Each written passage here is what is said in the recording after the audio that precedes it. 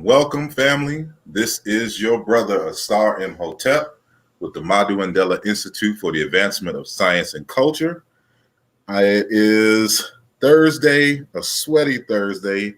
I just came in from running, and so I'm still catching my breath because I got to remember that I'm old.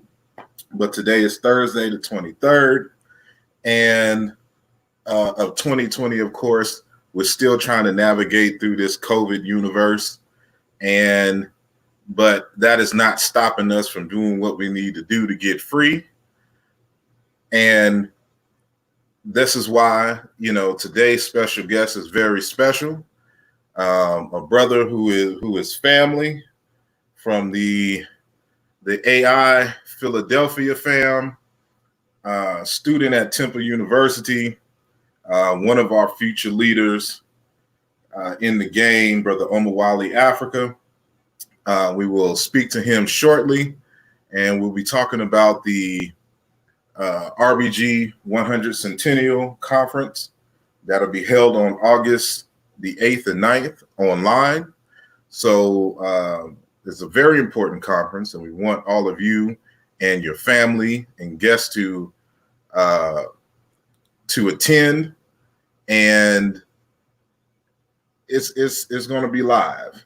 And so, with that, I want to say peace and blessings to everyone who is listening live, and those of you, of course, who are catching the archive. And so, yes, A. Edwards, peace. Yes, it's been a busy week. And, I try to bring you all the best and brightest of our African minds so that, you all will know, who some of the major movers and shakers and future leaders and scholars that, is in our community. And so, the only way we can combat a lot of the ignorance that you find on the internet is to put on or to introduce the public to some solid information and some solid people. And so we have a good, solid brother with us today. And so without further ado, I'm going to take him out of the green room and put him on. Are you there, Brother Omawale? I'm here, Brother Asar. Peace and blessings. Peace and blessings to you too, Brother Asar. Yeah, man. It's I don't know what the weather's like back home in Philly, but here in Texas, it's hot as heck. It's not bad. You said you was out running. I was out this morning. Got about 3 miles in early this morning, so it wasn't bad then. But then this afternoon, when I took the baby girl out for a walk, it was a bit oppressive out there. So Gotta love it. Apologies.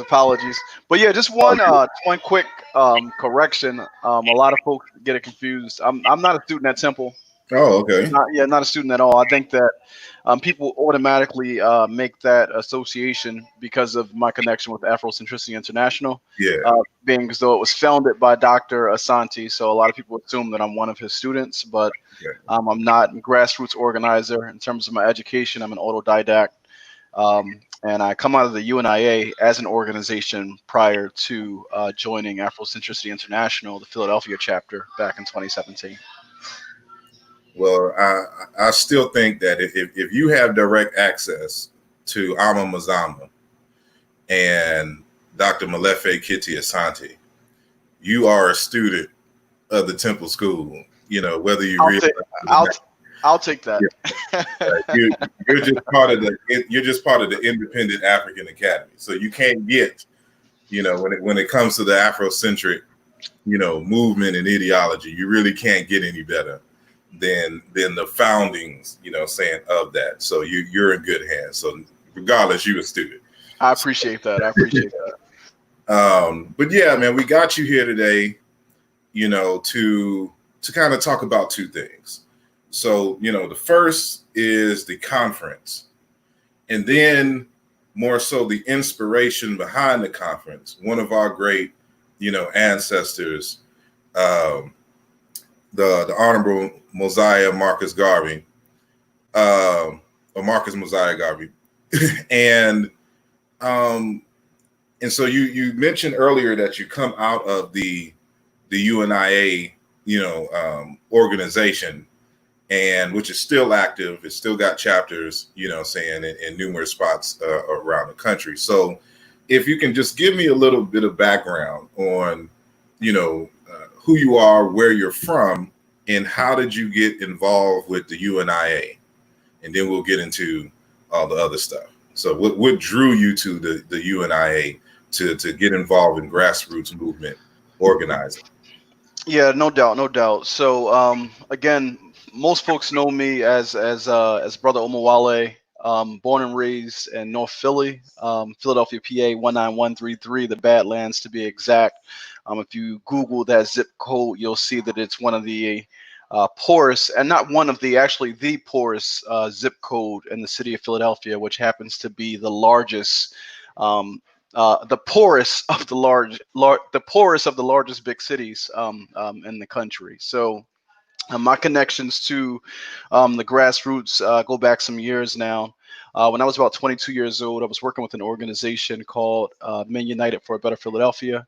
And at that time, my work was largely centered around gun violence and conflict resolution, advocacy directly, things that were directly impacting our community. So, in doing that work, I had the opportunity to really get engaged with youth in our community, to do some work as a conflict resolution specialist with the city of Philadelphia back when I was 20, 21, 22.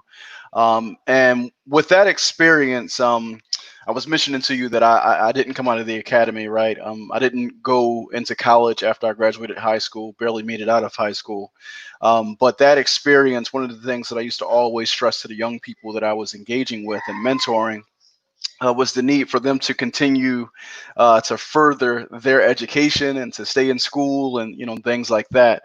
And I think that me preaching that so much at one point, I started to feel like I was a hypocrite, because I was saying to myself, I'm telling all these folks to go to school and continue their education, and here I am, not doing, or not taking my own advice, right? So um, after about, I guess a few years of me, one foot in, one foot out, I decided to really, make that leap and make the return back to school. So I started at the community college level when I was about 24 years old. Did 5 years of schooling, got a degree in accounting, right? So I am a licensed CPA. But in coming back out of the university, I was always very clear that any skill set, or knowledge, or talent that I picked up would be used for the betterment of my community. But the Afrocentric or African centered consciousness was not necessarily there yet. I would say late in my tenure as a student, I began to come across the teachings and lectures of folks like, your Dr. Amos Wilson's, your Dr. Ben's, your Dr. Clark's, and that information really just sent me down the rabbit hole, right, to really learn more, to have a desire to learn more about folks who have studied the issues in our community and that have proposed solutions to the issues in our community.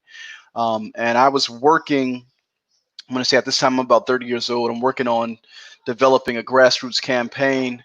And the campaign that I was working on was a campaign called Amplify the Hood. And what I was trying to do was draw some attention to some of the notable issues that were impacting our community. So I did that through engaging folks in conversation using an acronym that was called MUTE. And MUTE stood for mass incarceration, unemployment, transitioning neighborhoods, meaning basically gentrification, and then economic opportunity. And in doing that and in organizing and that regard, it put me in very close contact with the grassroots activist community in Philly. And in being exposed to that community, there was just like a lot of it for me that just didn't sit well. It didn't pass the smell test, so to speak.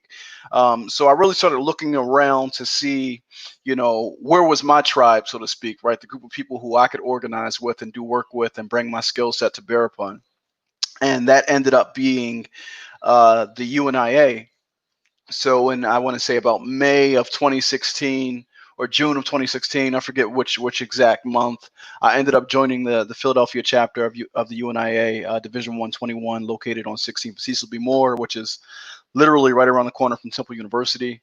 And being there, there were a lot of young people who were coming into the doors at that time. And by young, I mean like in our age, range. So I'm 36, right? So I would say like between like 25 and 35, there was a huge like influx of young people that were coming into the chapter.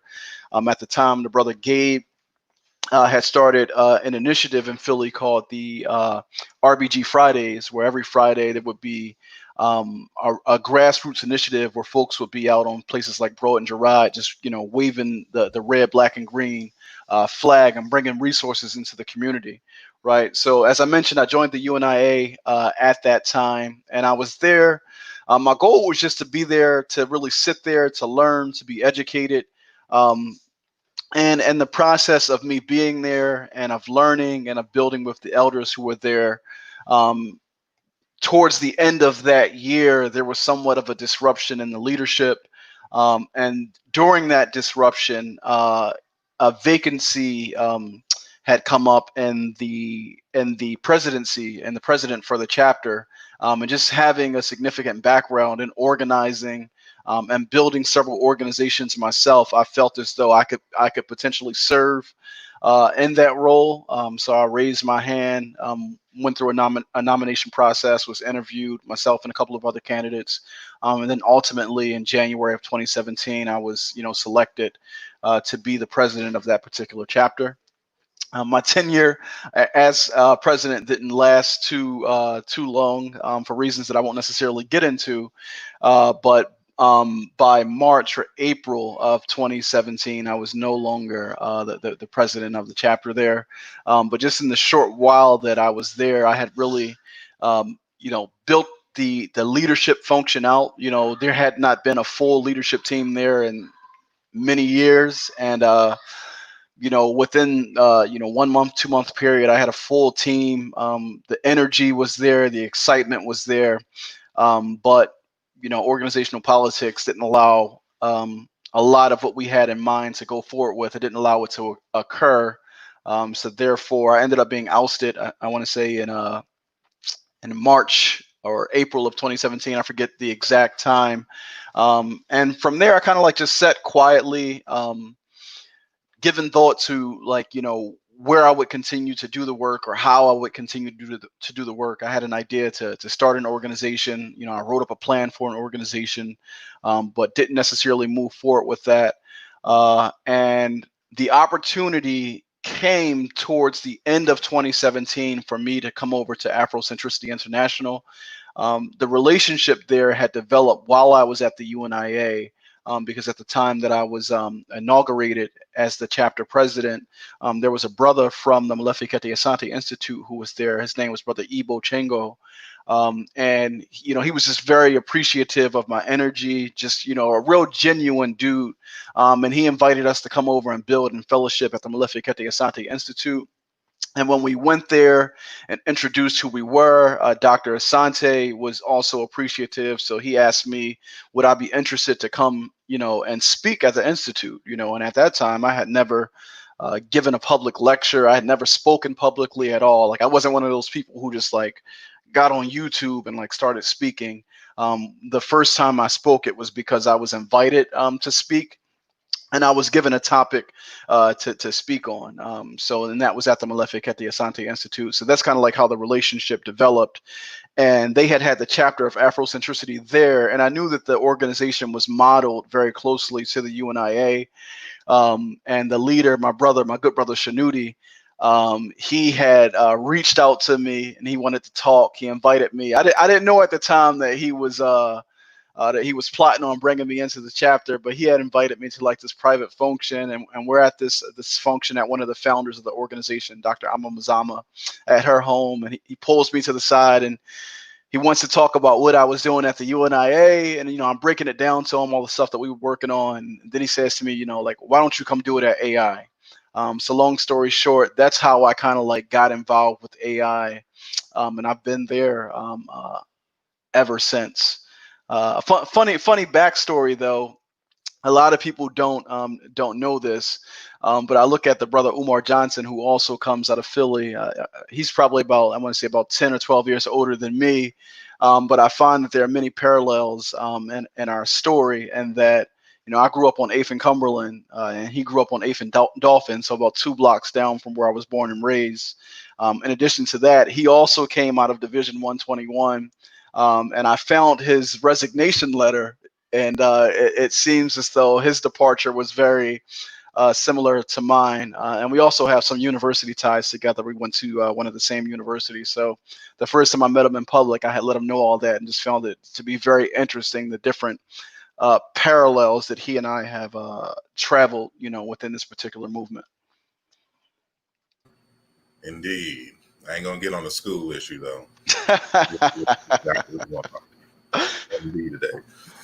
But I'm glad you gave us that background, and because this kind of leads into one of the reasons why you're here today, and of course that's where I met you, involved with AI Philly when I would come up to the institute in North Philly, for a few of the lectures and things. But y'all are putting together a very important, conference online.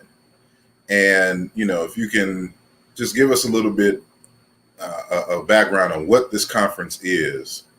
And while you're speaking, I'm going to show the website or whatnot for the conference and things while you're talking.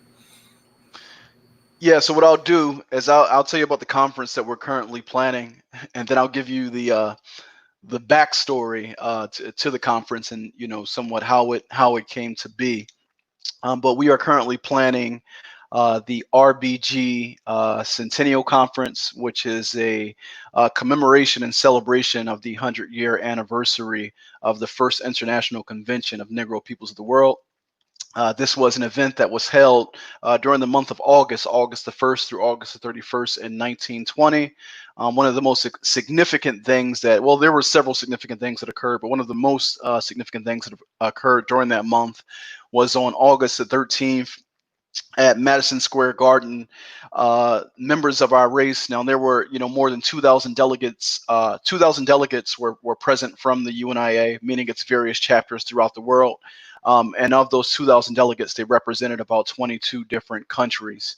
And they signed and ratified what's referred to as the Declaration of Rights of Negro Peoples of the World. And in that declaration, Article 39 stated that the colors of the race would be the colors red, black and green. So when you see the red, black, and green flag, which represents the flag of a nation, which represents our national symbol of race pride. It's incredibly significant. So next month marks the 100-year anniversary of that. So we're using this hashtag, hashtag RBG 100th across social media to engage that discussion, but also to invite folks out really to come and build, with us during this historic moment, right? And we call it historic, and rightfully so, because the idea of a centennial celebration means that it's a 100-year celebration. So this is really a once in a lifetime event, right? You're not going to attend 2 centennials in your life unless you plan on living to be 205 years old, right? So for most of us, we only have one opportunity to attend a centennial, and this one is incredibly important, right? So it's spread out over 2 days. On day one of the conference. Now, if you actually stop there really quick before you get into if you look at some of the featured speakers there, I'll break down some significance here, right? So on day one of the conference, what we do is we take an examination of the past 100 years. And the way that we examine the past 100 years is we look at those movements that gave us political and cultural character as a people, right? So we look at the movement for the development of independent Black institutions. We look at the movement to free our political prisoners, the reparations movement. So we have panels and speakers speaking on all those topics on day one. In addition to, of course, speakers that are speaking on the Garvey movement and the significance of that for the 20th century, because literally every movement that was born out of the 20th century in many ways was a branch of the Garvey movement or of the UNIA and ACL. So one of the most important things that we have happening on day one is we have an induction ceremony occurring at 2 p.m. where we are inducting members of our community into the Sublime Order of the Nile. Now, the Sublime Order of the Nile was a special order that was created by Garvey back in 1920. He served as the commander of the Sublime Order of the Nile.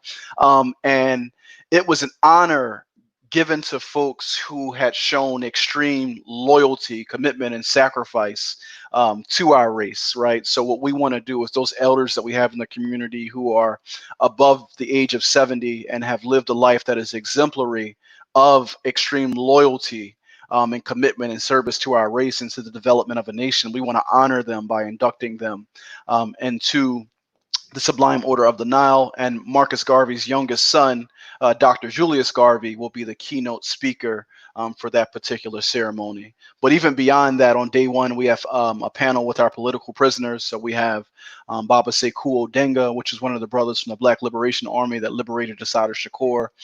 We have Mama Janine Afrika, just served about, I believe, 40 or 41 years as a political prisoner. And Baba Daruba bin Wahad, who served, I believe, 22 years as a political prisoner.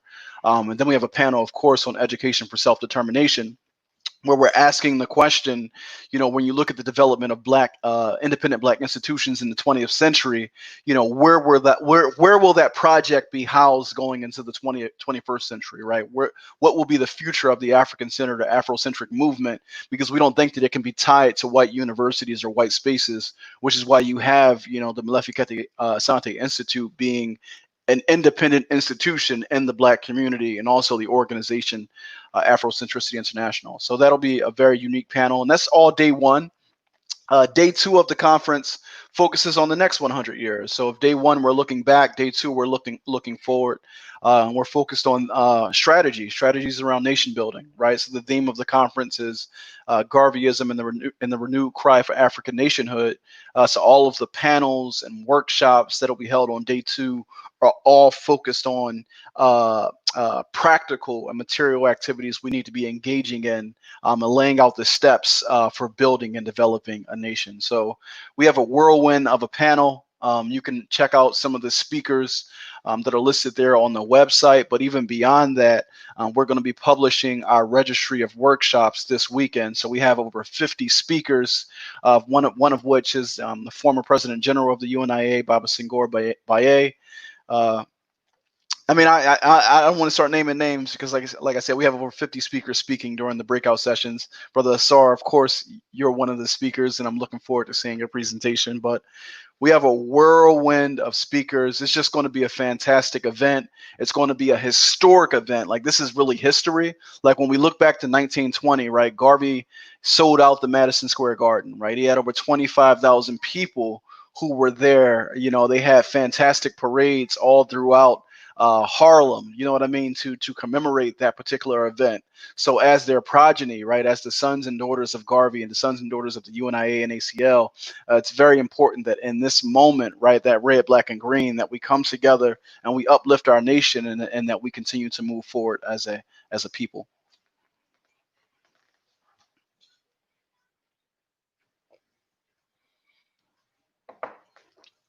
You're muted, brother. My bad. I said I've never played the video on the homepage, but is that the promo video?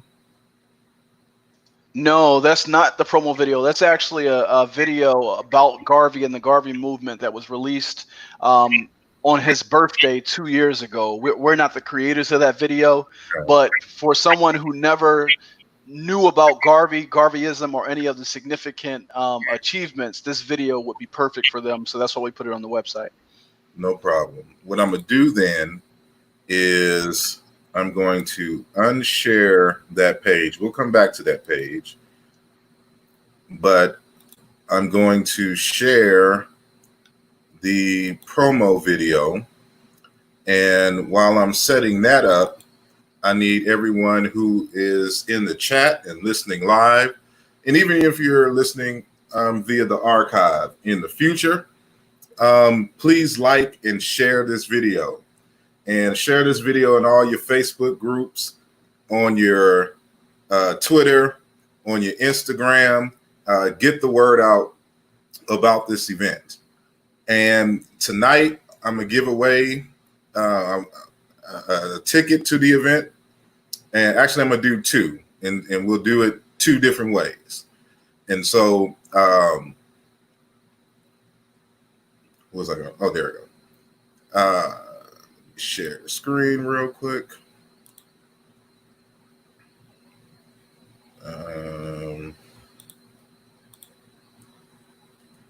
Let me know if y'all can see it. Boom. So y'all make sure that y'all share and like this video, and we'll see, you know, later on if we can get some of y'all entry into the main events, you know, of this particular conference. So, you know, you can share this. I'll put this link in here in the chat a little later. Matter of fact, I'll just put it in now. Promo video in the chat. You know, when y'all have time, you know, share the link, but I'm going to play it right now.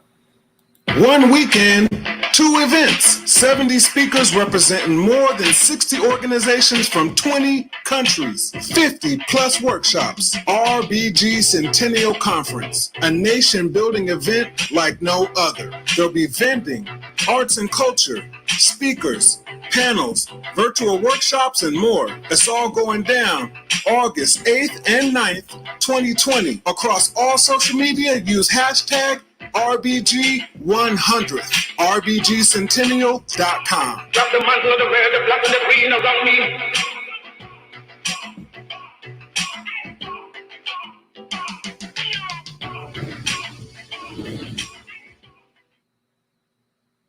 All right.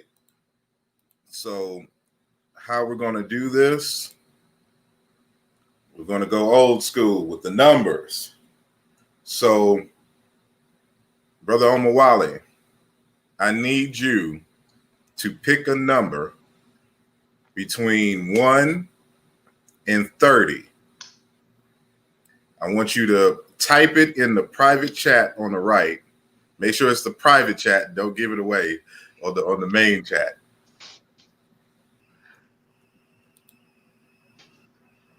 Okay.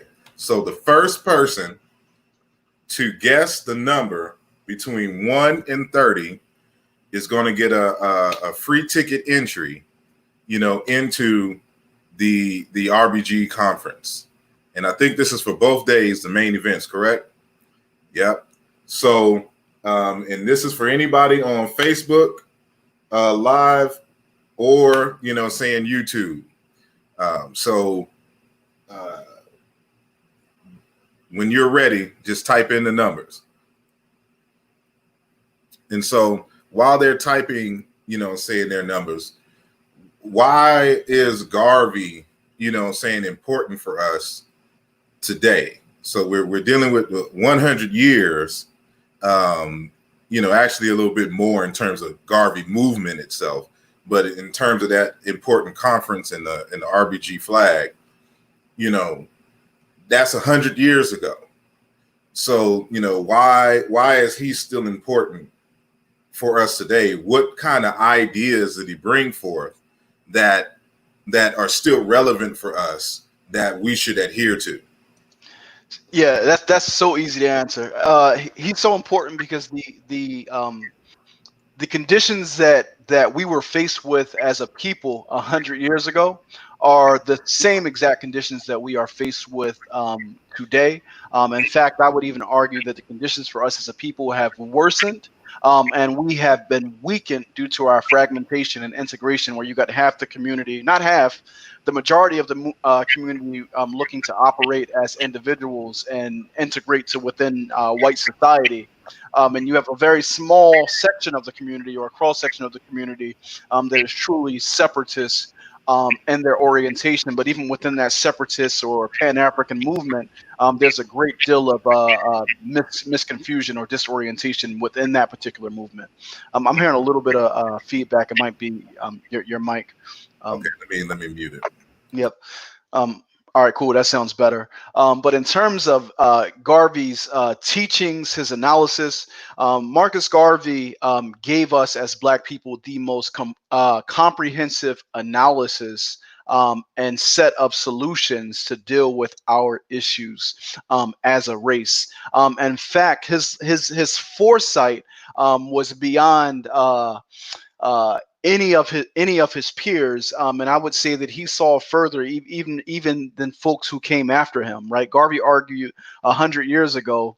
He said to us, he said, in 100 years from now, at the point where the white race will have mastered the technical mastery of the economy, and they no longer have a need for Black labor, we're going to reach a point of what he referred to as survival of the fittest. And he said, at that point, the races of people who are more organized are going to prevail upon the races of people who are disorganized. And those who will be disorganized essentially will be slaughtered and or exterminated, right? So he had many essays, and I encourage people all the time to read the philosophies and opinions of Marcus Garvey, because if you read that, he asks very plainly, like, will the Negro be exterminated? He tells you white America's, and when he's speaking about America, he tells you white America's plan for the future of the Negro race, and literally every single thing that he predicted, you can see it right now and today. So the significance of Garvey and this moment, right, where the world of science just put out an article this week where they said that there was a breakthrough in artificial intelligence, where now machine learning is happening at the rate that's something crazy, but it's just exacerbating the conditions where human labor is going to be less of a necessary input into profit production, and at the point where we as a population become superfluous. What does that mean? And Garvey told us what it means. He says it means extermination, right? So we as a race of people have to be getting organized, right?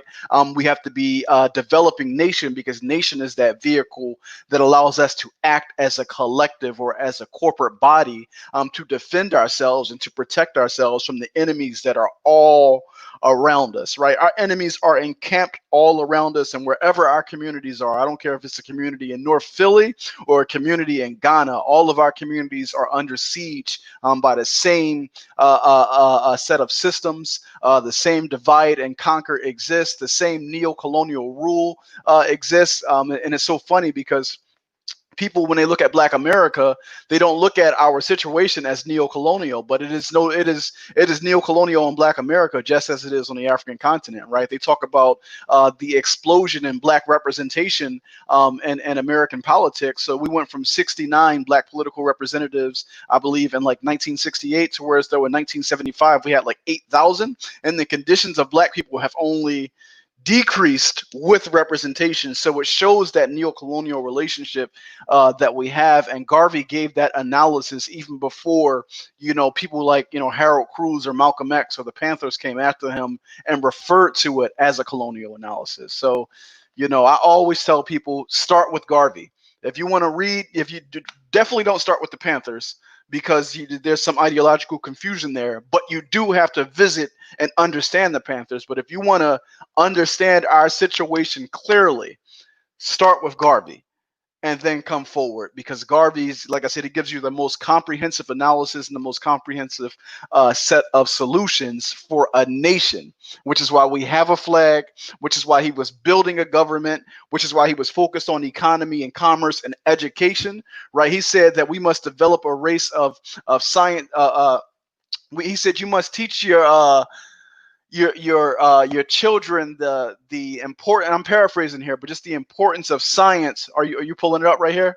All right, there you go, right there. Teach your children the importance of science, where he says develop a race of scientists par excellence, right? So you have that there. So this is Garvey 100 years ago, like giving us this. So I appreciate you bringing that up. So I'm just saying, and I get excited when I'm talking about it, because just the passion, but also the need for us to implement the plan that he put in place. We can correct the plan and tweak it where his assumptions were flawed, right? Because, that's what you're supposed to do. You're supposed to build on what they gave us. You're not supposed to just take it and be uncritical of what they gave us. You're supposed to take it, kick it around, tinker with it, and improve it and carry it forward. So right now, in this moment, in this centennial, we're working to bring some energy back into this nation building movement so that we can, move forward collectively. Brother George Macon, peace, brother. Indeed, indeed. And actually, that's the title of my presentation for this conference, Marcus Garvey and science, and the importance of science to African liberation. And, and it's built off of what I'll be discussing is rooted in his know-how and knowing that we have to master science to be able to combat the materialism, of the day, and saying what was to come. And so he is one of my foundations.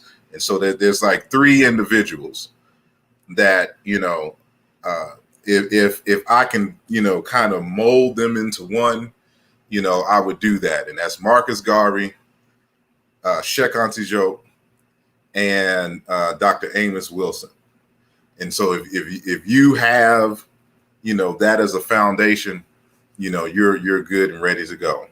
And so I want to announce the winner. There was a winner, and it goes to Atiba Sekou.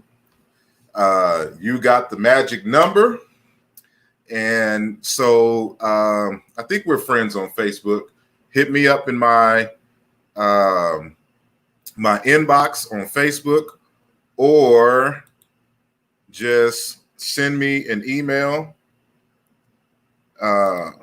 This is my email address, info@asarimhotep.com, and I will make sure to put your name, on the list to win. So we're going to do one more giveaway later, but right now it is Atiba Sekou with the magic number of 16.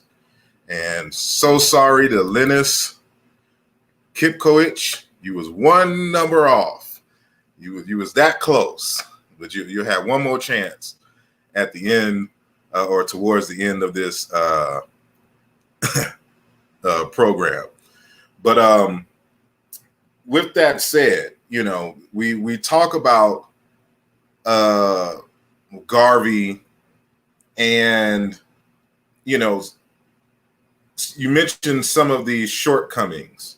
You know, can you mention, you know, like one that you found that, you know, you believe needs to be corrected or has been corrected, you know, over the years, you know, to strengthen, you know, Marcus Garvey's, you know, philosophy, so to speak.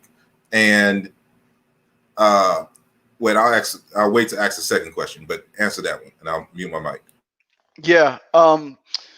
There is one, and it isn't just this just one shortcoming. And you know, we always have to be very I think the word is tepid, you know, or careful in the way that we critique, you know, ourselves or previous generations, because they were all you know, prisoners of their time, so to speak. So one particular critique, and it's not necessarily specifically of Garvey, but it applies to Garvey in the entirety of the Pan-Africanist movement coming out of the 19th century and the early 20th century, was this idea of civilizationism. Right. So the bedrock of white supremacy says that the species of man is ordered along the principles of savage, barbaric, and civilized. And on this ladder, Europeans represented civilized, and blacks were at the bottom, or Africans were at the bottom, and we represented savage. So therefore, as you climbed up the ladder and became closer to Europeans in education and culture, it means that you have neared the attainment of being a civilized person and no longer being a savage.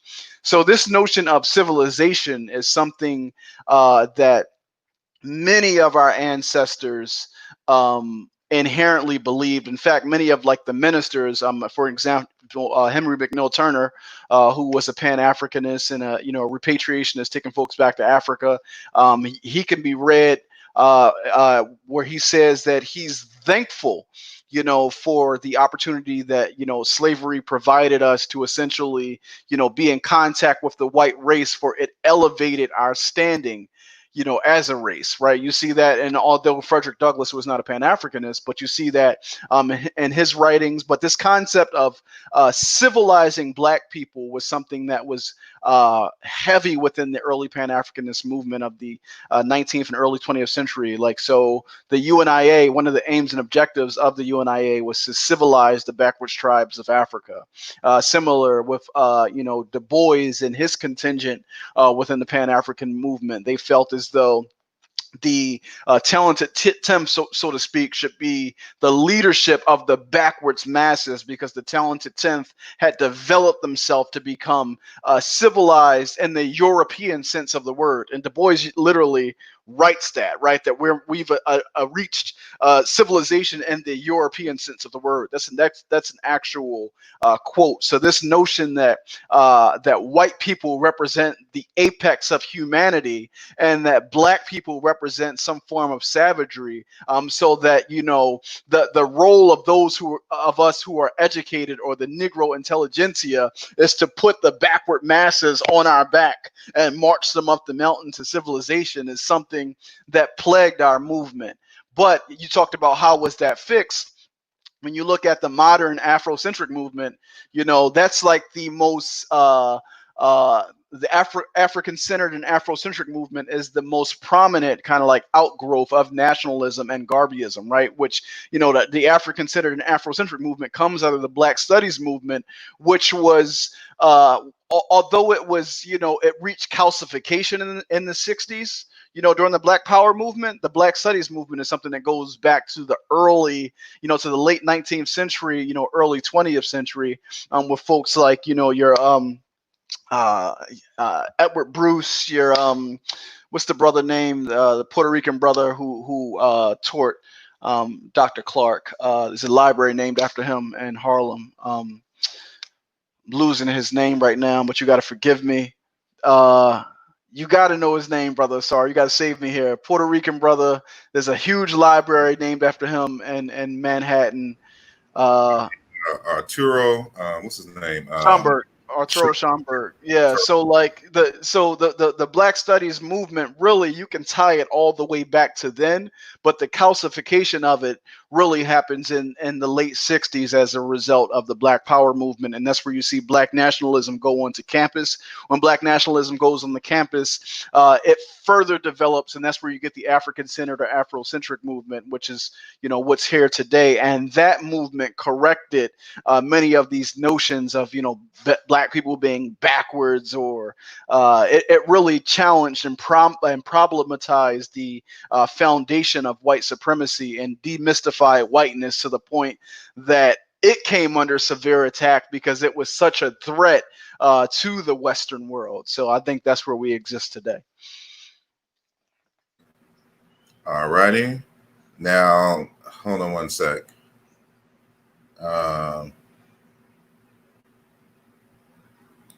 So Brother Tiba says, I'm donating my ticket to Senate or Sister Monica Lamb to add to her giveaway. So to confirm that you're transferring it, please say I confirm in the chat, and then I'll replace your name, Atiba Seku, with Sister Monica Lamb. So do that for me, and it'll be official. All righty. So yeah, you kind of answered my next question, and regarding the Afrocentricity. So like that's exactly why Afrocentricity is very important. Because again, he had all these great ideas, but he just didn't have that Afrocentric minds, or at least a theory of Afrocentricity, to really kind of tie in and hone everything, to be able to really draw from the traditions and the philosophy and culture of African people.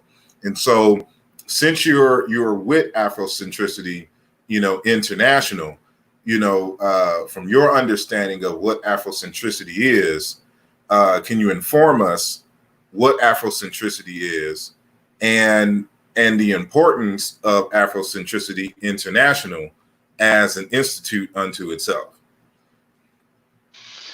Yeah, so I'm not going to be able to give you like the theoretical framework of Afrocentricity, because I approached Afrocentric knowledge and organizing from a very practical framework. So for me, what I would say is this: that Afrocentricity, what's very important about it is the notion of agency, right? Of African people being agents of change, right? And agency really just means like the ability to act, right? And the ability to act is a form of power, right? So what Afrocentricity gives us is a way of knowing and seeing the world that gives clarity to our actions, so that we can act in a manner that will help us to achieve our victory, right? So when you look at, in short, for me, like, Afrocentricity is a way of knowing, or a way of seeing, understanding, and making sense of the world that centers you in the analysis, and not your enemy, right? You're seeing the world through your own eyes, right? So I know that within Afrocentric theory, there's this notion of location theory, meaning that many of us are dislocated, and as a result, we've become marginal in our own stories because we see the world through a Eurocentric framework, right? So Afrocentricity, or the African-centered movement, seeks to correct that by providing a theory that African people can use in their analysis, when trying to change or transform their reality, which is why Dr. Asante's his famous text that he wrote in 1980, which this year marks the 40th anniversary. It was Afrocentricity, the theory of social change, right? So he wrote a theory that could be the theory that gives the study, the Black Studies discipline, a theory that can undergird it and strengthen it so that it could do a battle within that particular framework.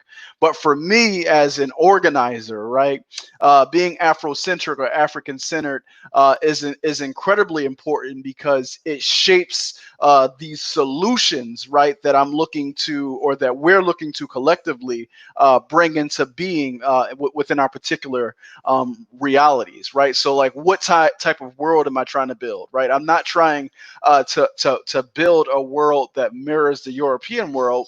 I'm trying to draw from our own traditions, right? A very long tradition, right, of African people and African civilizations. I'm trying to draw from the best of those to help rebuild and create a new civilization in the future that will protect, right, and house our people. Right, so that's from an Afrocentric perspective, the significance of it.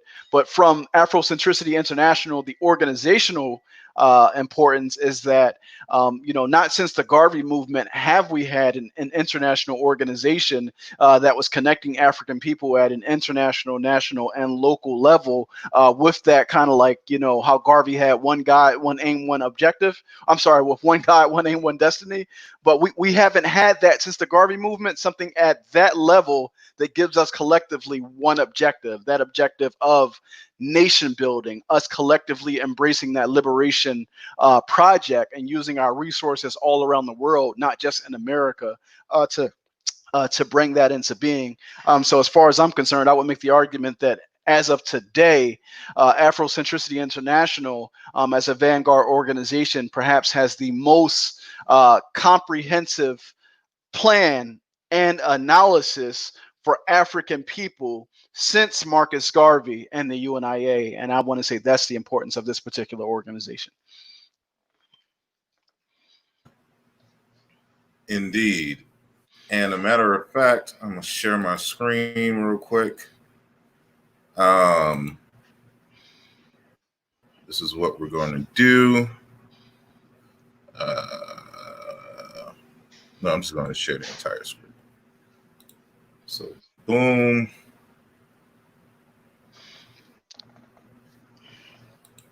We'll do that. And let me take this little banner off so it doesn't slow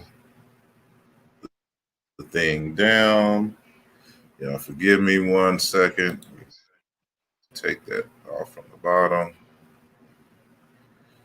So, here's a book that I think is really good. And they have it in ebook fashion now. Mm-hmm. And I want to give my listeners, Marcus Garvey, Message to the People. And so these are speeches and writings of Marcus Garvey, edited into, one text. And so this came out in 1986, this text. And so I want to, give this to, my listening audience. And this is where the second ticket will come in. So what I want you all to do is to go to www.asarimhotep.com right now.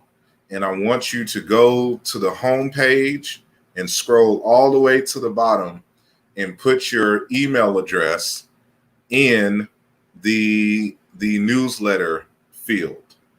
And I'll be looking, and then I'll just randomly select an email, and a name and email from there.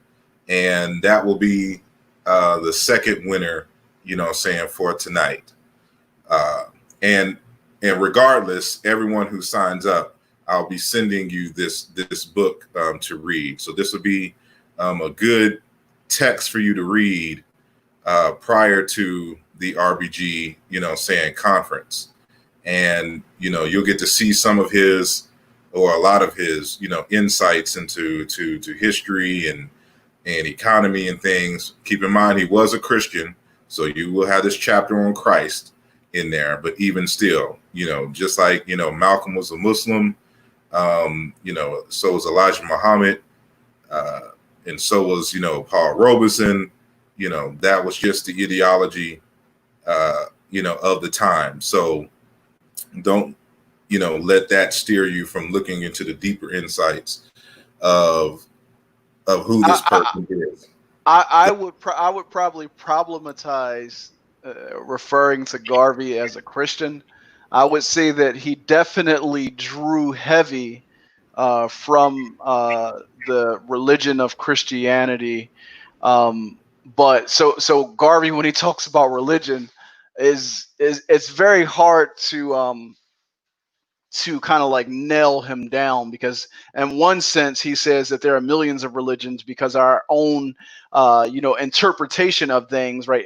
Each individual has its own interpretation, so therefore, and in some way Garvey would argue that each person could have their own religion. But also Garvey considered Garveyism to be and he speaks of it in this fashion. He considered Garveyism to be spiritual and somewhat of a religious movement that he compared to Christianity. So he didn't see them, necessarily as one and the same, but he did draw very heavily from Christianity, or from the Bible specifically, for inspiration. And in speaking to our people, I think that that's where our people were as well. So I think there was a need for him to be where the people were. But I wouldn't categorize him as a Christian in the traditional sense of the term, or at least the way that we think about it today.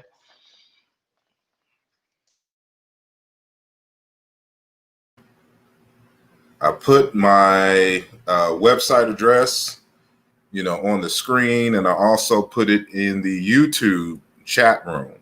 So, go to the homepage, as I stated before, scroll all the way to the bottom, and all you have to do is type in your name and email address, and you will be added to the newsletter. And so, I want to be able to keep in contact with you all. I don't utilize the newsletter too much because, I don't like spam, and I don't want to spam you all with information.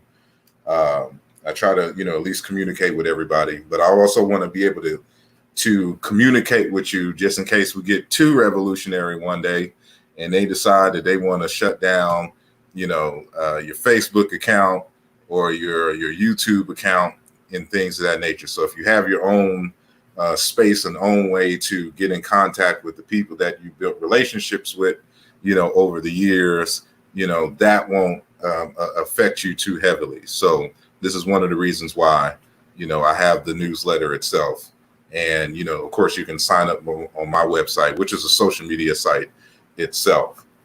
So tell us something that you think we should know about Garvey that the general public doesn't really know. What are we missing when trying to understand Marcus Garvey and the movement that he set forth? I would say that Marcus Garvey cared for us as a race of people more than any one individual, I would say, in our history has ever cared for the Black race. He was so concerned with our survival. So therefore, having a good understanding of our enemy and of white people and the way that white people operate. This is far before Francis Cress Welsing, far before Neely Fuller. Garvey understood that white people had a desire to preserve their race, right, and to preserve themselves. And as a result of that, white people would never allow us to live among them peaceably. And literally, he wrote all about that. If I could just read just a couple of, because just in this conversation, and just bringing up that point, there's something else that I could probably read, but since I didn't already put a tab in it before we started, I won't be able to find it right away, but I probably could, because I think I know where it is. But what I want to read for you here is just two excerpts. One comes from The White Man's Solution for the Negro Problem in America, and the other is where Garvey asks, shall the Negro be exterminated? Right. So what I want to read from I'll read the concept where he says the tragedy of race extinction, and this is shall the Negro be exterminated. He says, when the colonists of America desired possession of the land, they saw that a weak aboriginal race was in their way. What did they do? They got a hold of them, killed them, and buried them underground. This is a fair indication of what will happen to the weaker peoples of the world in another 200 or 300 years, when the stronger races will have developed themselves to the position of complete mastery of all things material. He goes on to say, they will not then, as they have not in the past, allow a weak and defenseless race to stand in their way, especially if in their doing so, they will endanger their happiness, their comfort, and their pleasures, right? So that's just one excerpt where Garvey is saying to black people, like, I don't know what you don't get or what you haven't understood, but what they have been and who they have been in the past is the same people that they are today, and it's who they will be in the future. And he says that as they approach, the point of technical mastery of all things in the material world, they will further advance their agenda of moving anybody out of their way that does not serve their interests or that they don't see a need for. And by moving them out the way, he means kill you. Right, so he's talking about the tragedy of race extinction and or extermination. Right. Other quote that he has here, he says, the white man's solution for the Negro problem. He says, immediately after the signing of the Emancipation Proclamation in America, the white man started to think how he could solve the Negro problem. He saw the Negro could not be slaughtered by wholesale killing and that it would be a blot on American civilization. He therefore had to resort to some means of solving the problem, which meant the extinction of the Negro in America. The plan he decided on was as follows. Now that America is underdeveloped, and we have but 34 million in population, a number not large enough to develop the country as we want it, we will use the 4 million blacks until we have built up the country sufficiently, and when we no longer need their labor, we will throw them off and let them starve economically and die of themselves or emigrate elsewhere. We care not where. Then no one can accuse us of being inhuman to the Negro, as we shall not have massacred him. Right? So Garvey is saying that, in America, you are going to go economically extinct. And that's why you have these movements and latter day America that are throwing Garvey under the bus and throwing Pan-Africanism under the bus, because Garvey said, unless we do for self, we are not going to survive. Right? We have to find ways of self-reliance and of collective build-up in order to survive, because the white race is going to make sure that we starve off and die. So you have these movements like ADOS, that the whole movement is based upon white people. If you don't feed us, we're going to die. If you don't give us reparations, we're going to die. So Garvey told us 100 years ago, there's no check coming. They do not want you living amongst them because they care about their preservation. Right. And, Francis Cress Welsing and Neely Fuller would tell us this, 30 and 50 years after Garvey. But Garvey told us this in the early 1900s. White people care about their preservation, so they don't want you living among them.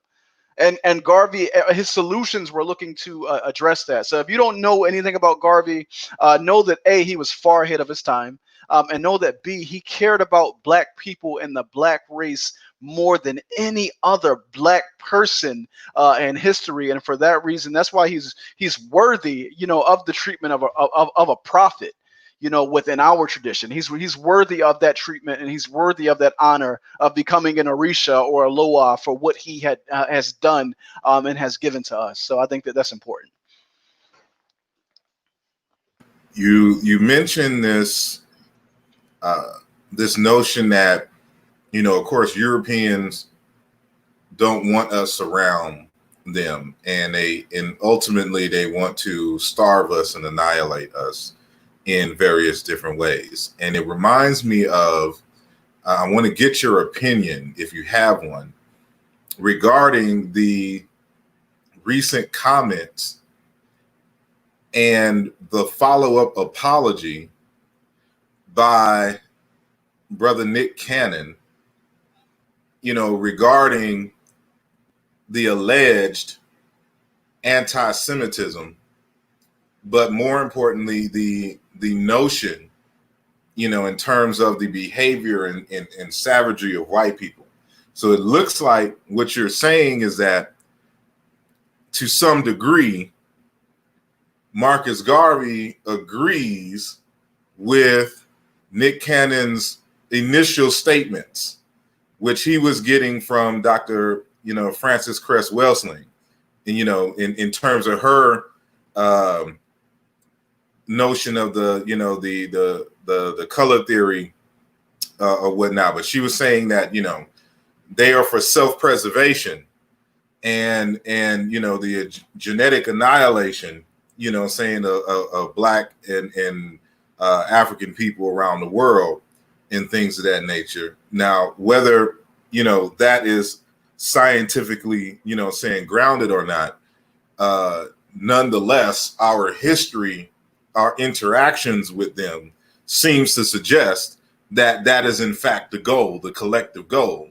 So I wanted to know if you have been keeping up with that, and if so, what is your opinion on the nature of that commentary, and to you, what aspects of his commentary is reality, and what is fiction, So I have been keeping up with it, and let me just first say this: Nick Cannon was not qualified to have the conversation that he was having, and where Nick Cannon went wrong is he was conflating historical evidence with religious rhetoric. Right, when you start trying to conflate, the Black people are the true Hebrews. Even if you have a way to he was having a religious conversation and a historical conversation at the same time, and you can't mesh those in. So one thing that people have to understand is during the early 90s, when the Afrocentric movement and African-centered movement was at its height, there were other formations happening, and these other formations collectively with the Afrocentric movement were referred to as the conscious movement. So you had what I refer to as the preachers. So this was like your Nation of Islam and your Hebrew Israelites, and many of them were coming out of the Bible, but they were coming from a nationalist perspective. Then you had your scholars or your scholar warriors, and these were the people who were just using history to beat at the foundation of white supremacy and demystify whiteness and show whiteness for what it really is. And then the third branch that you had was your people who were your metaphysical teachers, right? So they weren't the preachers, but they drew information from both the preachers and the teachers and the conspiracy theories, and they kind of like strung together this web of knowledge. And I think that when you look at people like Delbert Blair, Phil Valentine, Bobby Hemmett, like they represented like that branch. But all of this was happening together. So you had your Minister Farrakhan's, you had your who's the brother who started the Nuwapian Nation? He's in prison right now. I forget the brother's name. He started the Nuwapian Nation. He's in prison. They said he raped children. What is his name? What is his Dr. York? So you had your Minister Farrakhan, your Dr. York. So under this umbrella that people were referring to as conscious, you had your teachers, which were your Dr. Clarks, your Marimba Anis, your Dr. Benz. Then you had your preachers, which were your Dr. Yorks and your Minister Farrakhan's, your Khalid Muhammad's. But Khalid Muhammad, like Malcolm, touched both sides. And then you had your people who were doing the conspiracies, because a big book at that time was the Hotep horrors. So like this is all emerging in the 90s, right? So that is the genesis of the modern day conscious movement. And if you look at Professor Griff, he's like a bag of all of that.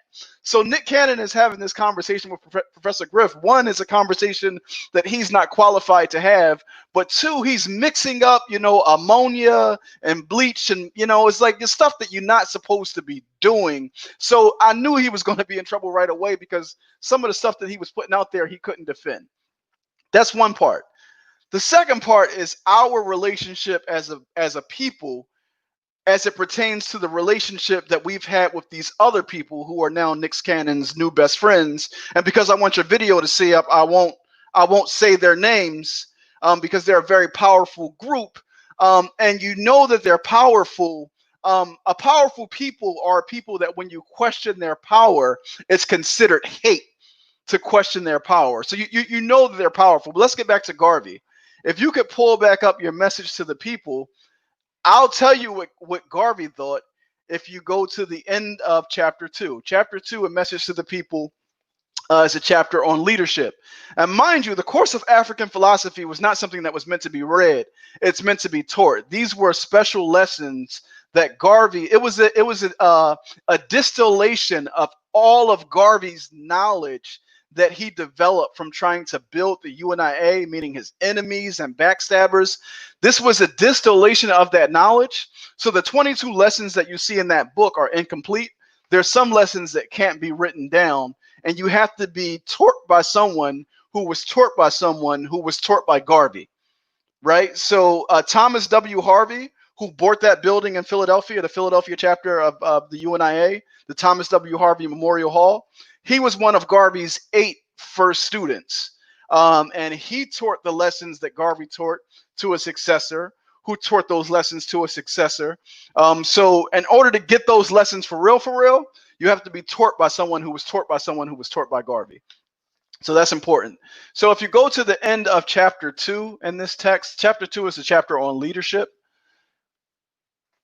Because we're going to talk about Nick Cannon's friends. And again, we're not going to say them by name. What page? I can't think of the page on the top of my head, brother, because you getting this is a random stream. But if you go to the last page of chapter 2, the last page of chapter 2.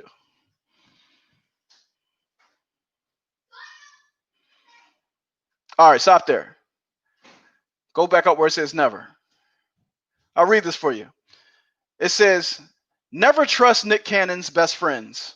Don't let him know that. He is playing the odds against you at all the time. He plays with loaded dice. His cards are marked. You could never win against him. Make this secret whispering propaganda in every community when you go into it, a Negro home. Whisper all the time that Nick Cannon's best friend is bad. Flatter him as he flatters you and robs you. Never give him a square deal because he is never going to give you one. Tell him how much you love his people and how kind and nice his people are.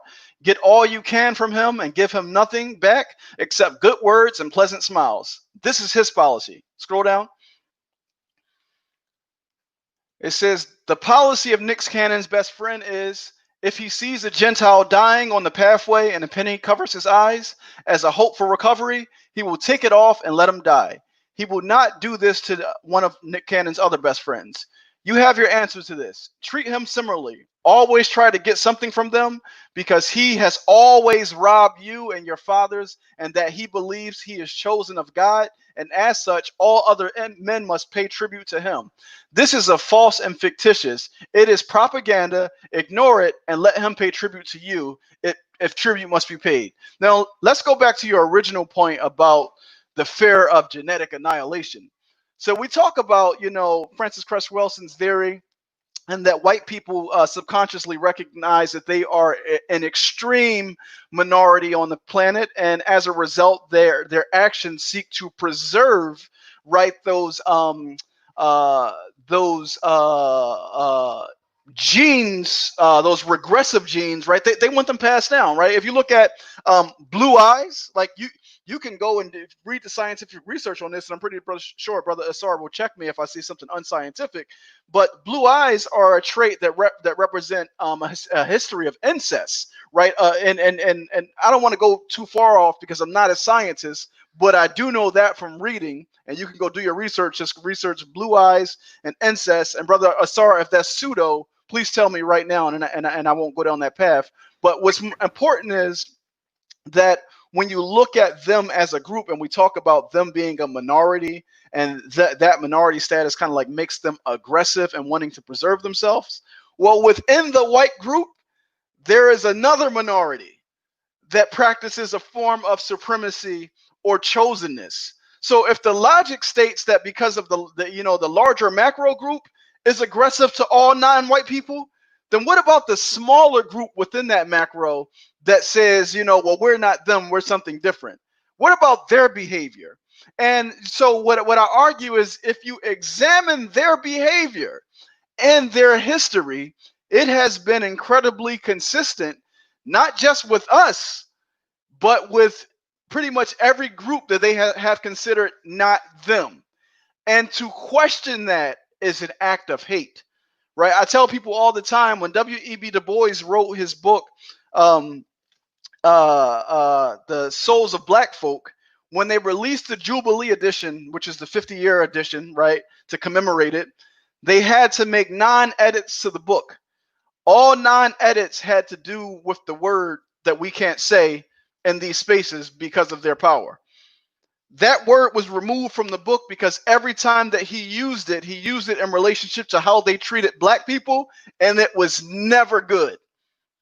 So I think that Nick Cannon isn't qualified to have that conversation, because in order to reconcile, you first have to repair. And they've never repaired for anything that they've done because they feel inherently that they've had a right to do it. You understand what I'm saying? So, like, again, he's not qualified to have that conversation, and they don't want to have that conversation with anybody that is qualified, such as your Tony Martins and your your Dr. Leonard Jeffries, because you see how they treated them when we dared have that conversation as a part of an overall conversation that we were having about white supremacy. So I'm going to stop there. Indeed. And looking at this one science blog, it is saying that, blue eyes are indeed the result of incest. Like all people with blue eyes have a common ancestor, and it is a byproduct of incest. I'll have to look deeper into the actual science paper. But so far, it seems like a legitimate claim. So, well, so I know you hate the pseudos, brother. So I don't want to drop any pseudo info. I want to stay in my lane. My lane is my lane is strategy. Yeah. My lane is organizing. I refer to myself as a Garveyite grassroots institution builder. So I'm concerned with strategy. I'm concerned with defense. I'm concerned with building. Science isn't necessarily my lane, although science as an African is really in lots of elements of what we do, but not how we currently understand science. You understand what I'm saying? So I don't want to get into the realm of the pseudo, because you won't never have me back on your platform. Nah, if you were in the pseudo lane, I wouldn't have you on here in the first place. So I try to have a good filter of those who, who's overall, I'm not going to, I don't look for anyone to be 100% correct on everything. That's just, I leave room for growth and stuff to this nature, even if I don't necessarily agree with certain aspects of their ideology. So, but then there's just far left, in terms of ideas about how the universe works. So I'm gonna announce the second winner, and that is going to be Kuta Khan. So whoever is Kuta Khan, you signed up for the newsletter. So I'm in my back end. I can see everyone who's registered, on the newsletter. And so Kuta Khan, who has a unique Hotmail address, you are the winner. So I'm gonna put your name. I'm gonna give the name and email address to the organizing committee, and you have won yourself a ticket, to join the RBG Centennial Conference on August 8th and 9th in terms of the main room. So this does not include the breakout sessions, but the main room. So yeah, okay. So that's OG Gorilla in the chat room. So Kuta Khan, aka OG Gorilla, you are the winner of the ticket. So I will make sure that your information is passed on. So congrats to Monica Lamb and OG Gorilla. for winning, you know, the winning the tickets. And he says it's pronounced Kute. So and Brother Explorer, let the family know that although the free tickets only grant access to the main room, the price to access all of the breakout sessions, I think it's like $15. So they can, you know, the entire price, the early bird price is $35. So the $35 ticket gets you access to the main room and the breakout sessions. But if you have free access to the main room, then all you need is the breakout sessions, and that's $15. And so, and thank you, Brothers UK, for your contributions to the channel. It is much appreciated. And so, you know, we've kind of covered a lot, you know, saying in this past hour or so. And so, you know, as we wrap up here, what parting words do you have in regards to the study, you know, of history, Afrocentricity as a model, and matter of fact, where are we going, and what? Matter of fact, I'll just ask you this: given what has been said already, what must be done now, and where are we going? What are the goals of 2020 for, you know, the year? What is it, 2120, you know, whatever, you know, that is. So, you know, for 100 years from now, you know, what is the goal? What is the foundation that we are setting in 2020? And what are, you know, saying the overall goals? What do you see as the overall goals for African people, you know, leading up to that? Absolutely. The goal for African people is survival, and survival for us as a people, and a planet where people organize themselves into groups and groups organize themselves into nation, is for us to have a nation that can ensure our survival. So 2120, you know, we need to have that nation. Garvey and them gave us the flag, and that flag represented a nation. And this is not uncommon. In addition to that, Garvey and them gave a constitution for a government. Now, I mean, you can make the argument that the type of government that they were trying to construct is perhaps not one that is ideal for African development, just based upon Afrocentric consciousness. But nevertheless, they were trying to develop a government, and it's not uncommon for a community in exile or a community in the wilderness, so to speak, to create laws and tradition before they actually have the nation. We see that readily when we look to the Jewish tradition, right? The Jewish people, so-called, you know, okay, let me not even get into all of that.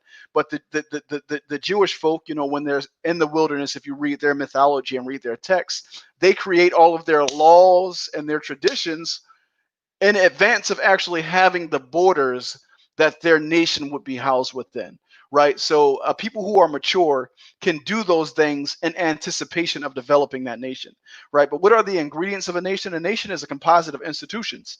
The most significant institution in any nation is that of the family institution, because that's the institution that houses the culture and that reproduces the nation, right? So that's first and foremost, that has to be rebuilt, but it has to be rebuilt on terms that are ours.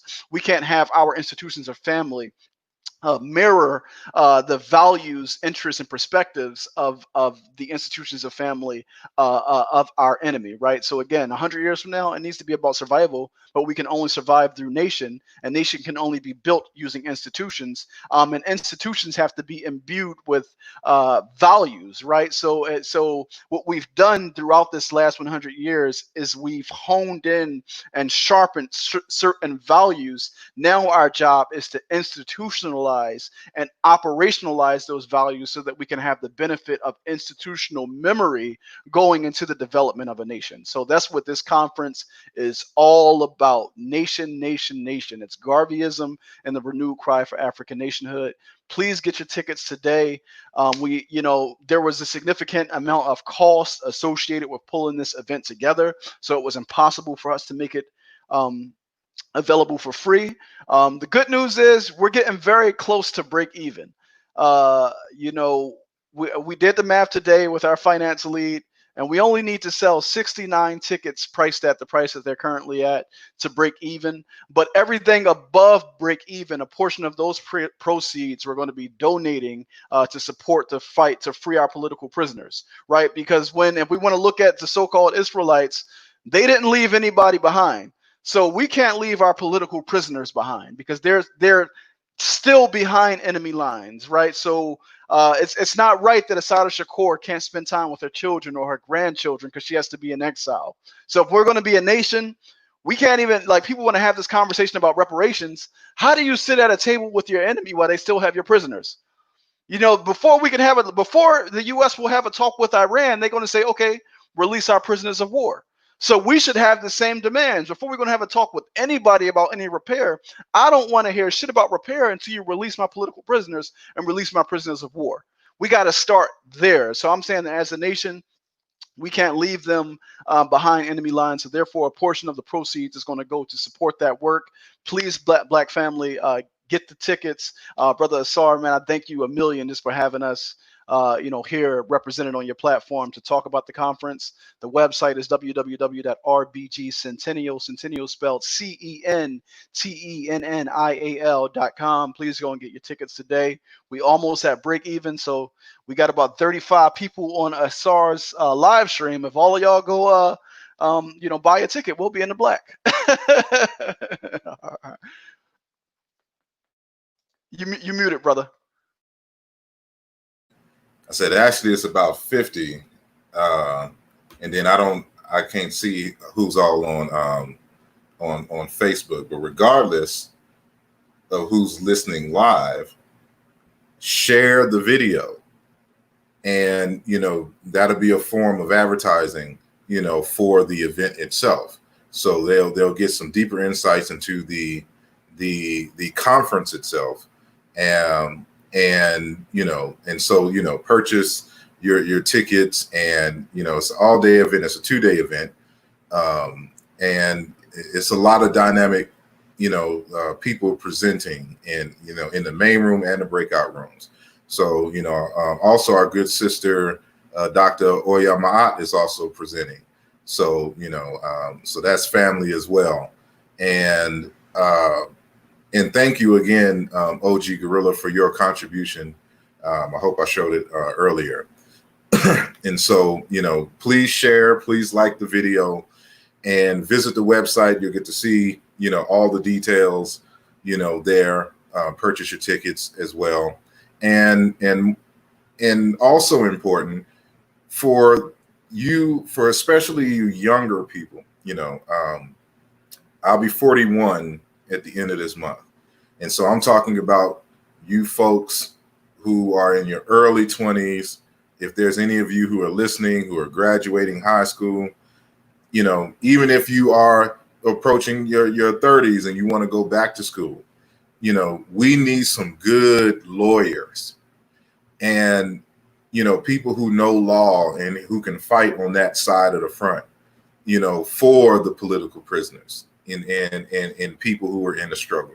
And so, I would encourage some of you, mainly, because I'm the science guy, I'm always promoting the scientists, but there's many professions that the nation needs.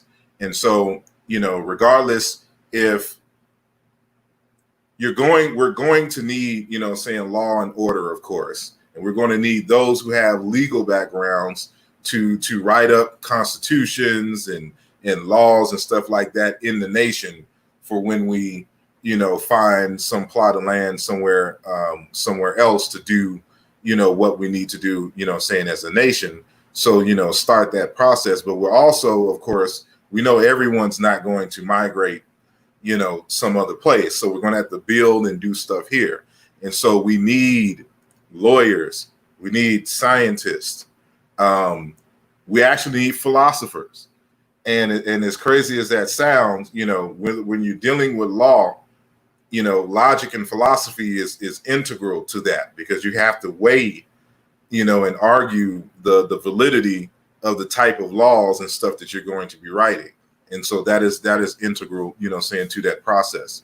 of understanding philosophy and stuff. But we need mathematicians, we need architects.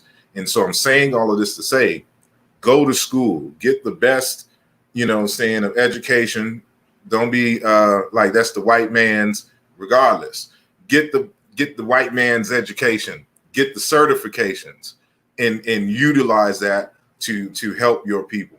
And this is one of the things that Marcus Garvey, always pushed. Every other nationalist community around the globe is sending their people to America to be trained in science so that they can, they're like, listen, if we're going to put a satellite dish up there, we need to have people that are trained to do it. So every other people are sending their people here like, listen, you're going to study this and you're going to come back and use it to build this. So we got to tell our children the same thing. And not everybody, it needs to go pursue higher education, but those of us that do, it can't be on some individualistic like, oh, I'm doing this so I can go get a job and get me some money. No, it's like I'm doing this because my nation, my community needs this skill set in order to survive. And if my community doesn't have this skill set, then we're going to be incomplete. So I'm going in to steal this information and bring it back to my community to build with. That's the thinking that we have to have. And that's the thinking that I had even going into college. I knew that I was going to get something to bring it back to my community to use to build. And I've stayed true to that. And I continue to use any resource that I have. I was speaking with Dr. Obadeli Cambone, and he said his father has a phrase that he refers to as terms. How do we use our terms? That's our time, our energy, our resources, our material, and our spirit. How do we use those things? If we are not using them in a manner that is race first or using them to advance our cause, then we are moving in a way that is improper. So those are my closing remarks, Brother Asar. Indeed. And, we're going to have to get you back on kind of like, within the week that the event is going on, and we'll have some deeper conversations, maybe even a panel, so of people who are involved and really hone in. So I want, I'll be advertising this event heavily, and so remember the hashtag. It's hashtag, what is it, RBG 100 with the 100 yeah, RBG 100th. So when you're advertising, utilize that hashtag, on on Instagram, on Twitter, on Facebook. I don't know how TikTok works, but, if that is something, even on the other, social media platforms, if you're on Boyce Watkins platform, go there, and advertise it, and again, keep the conversations going. So all of you who signed up for the newsletter, again, I will be sending you the Marcus Garvey book that we read from earlier. And, we have some more dynamic guests, in the future. So I will let y'all know when, that is coming in these conversations. So, I appreciate everyone for joining us and helping to maintain and grow this channel. And so, I have some big things planned. So I appreciate y'all, being at the beginnings, saying of this. And so, part of my contribution is to create the type of media where these type of discussions can be had on the highest level. So again, I appreciate you, good brother Omawale. Make sure y'all visit rbgcentennial.com, and you just hold on in the green room for a sec, and I will give everyone my social media where you can find. Matter of fact, before I even do that, let me turn that off. If they want to get in contact with you and just learn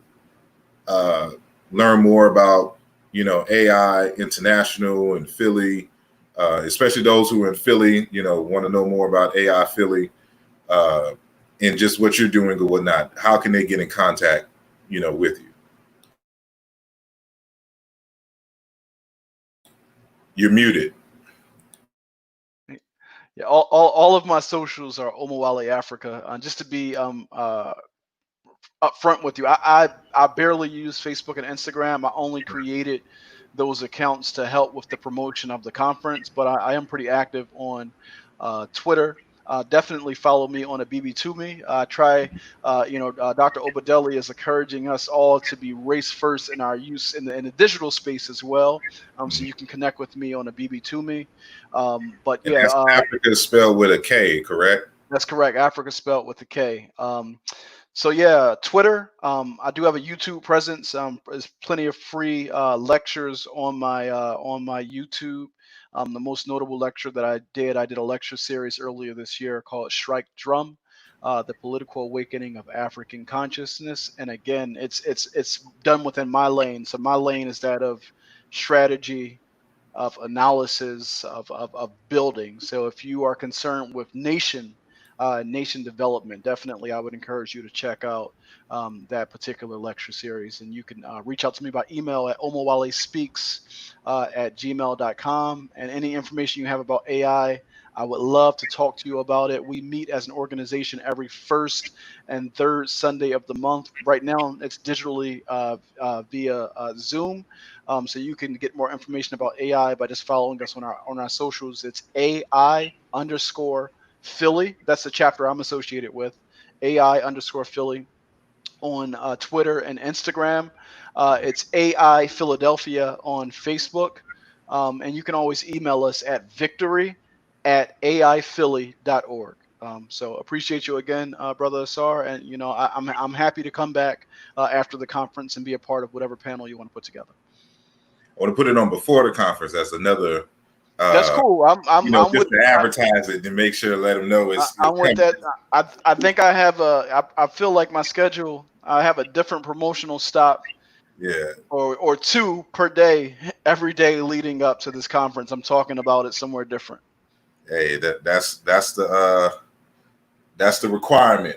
You being the head. So even if it ain't you, give me some people, from the organizing. I'll have them on that week if your schedule's too too broad, and we'll talk with them about the conference. I just want to keep it in the minds. Definitely. Yeah, we can make that work for sure. We can make that work. No doubt. So thank you all again. Thanks to Sister Monica and Kuta Khan or Kute Khan, aka OG Gorilla, our two winners for the night. Even Brother Atiba, for giving his ticket away to Sister Monica. Thank you all. And here is my contact information.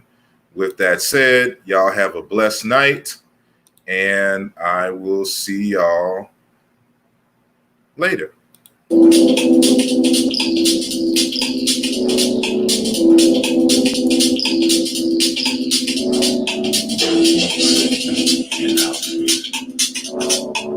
would like to stress that there is no safety in altruism. I would like to stress that there is no safety in altruism. I would like to stress that.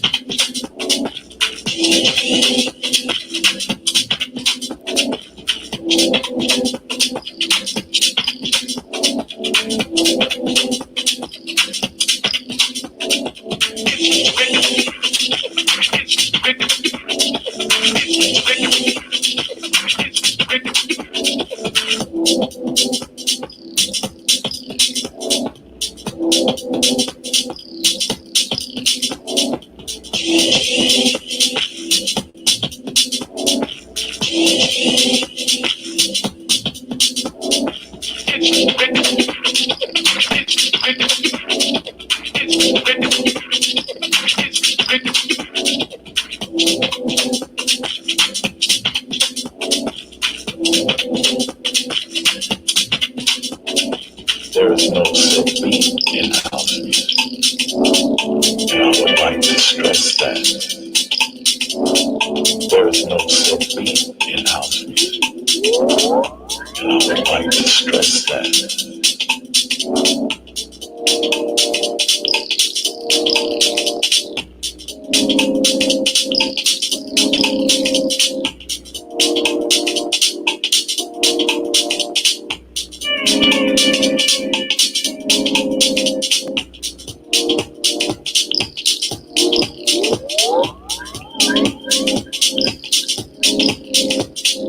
This goes out to ride hard. We coming from Chicago.